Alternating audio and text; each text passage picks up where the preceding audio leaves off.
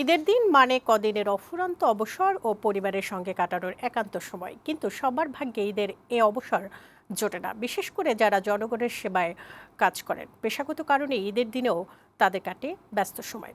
বিস্তারিত মুক্তা মাহমুদের প্রতিবেদনে। সবাই যখন ঈদের আনন্দে ব্যস্ত, তখন তারা কর্মস্থলে। এটিএম বুথে নিরাপত্তার দায়িত্বে নিয়োজিত আব্দুর রহিম ৫১ বছর বয়সে এসে নতুন চাকরির প্রথম ঈদ তাকে পরিবার ছাড়াই করতে হচ্ছে। পরিবার পরিজনকে মনে করলেও দায়িত্ব পালনই মহান বলে মনে করেন তিনি। ঈদের চাঁদে সব সময় বাড়তে গেছি, কিন্তু এবার যাই নাই। এই জন্যে এখানে ব্যাংকে দায়িত্ব নিচ্ছি, মনে করেন অনেকে টাকা পয়সা উঠায়, এটা নিরাপত্তা দিচ্ছি, এটাই হলো সবচেয়ে আনন্দের বিষয়। একই কথা পুলিশের ট্রাফিক বিভাগে কর্মরত বাকি বিল্লারও। তার ২৩ বছরের পেশাগত জীবনে খুব কম ঈদই তিনি পরিবারের সঙ্গে কাটাতে পেরেছেন, তবে এতে কোনো আফসোস নেই। যেহেতু সেবামূলক প্রতিষ্ঠানে চাকরি করি, এজন্য সেবাই আমাদের অগ্রাধিকার দিতে হবে।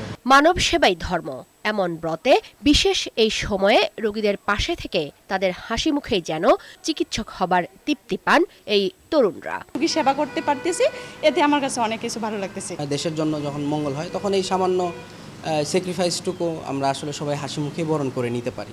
দেশবাসীর সামনে সঠিক তথ্য পৌঁছে দেবার দায়িত্ব পালন করা গণমাধ্যমের সংবাদকর্মীদেরও কর্মস্থলে ব্যস্ততার মধ্যেই ঈদ পালন করতে হয়। যখন সবাই আনন্দ উল্লাসে ব্যস্ত বা ছুটি কাটাতে ব্যস্ত, সেই সময় কিন্তু তাদের কাছে কি হচ্ছে, কোথায় কি হচ্ছে, সেই আপডেটটা তুলে ধরার ক্ষেত্রে যে আমরা ভূমিকা রাখতে পারছি নিউজরুমে, সেজন্য আমি একজন নিউজরুমের সদস্য হিসেবে খুবই গৌরবান্বিত করি, এবং এটা আমাদের একটা দায়িত্ব।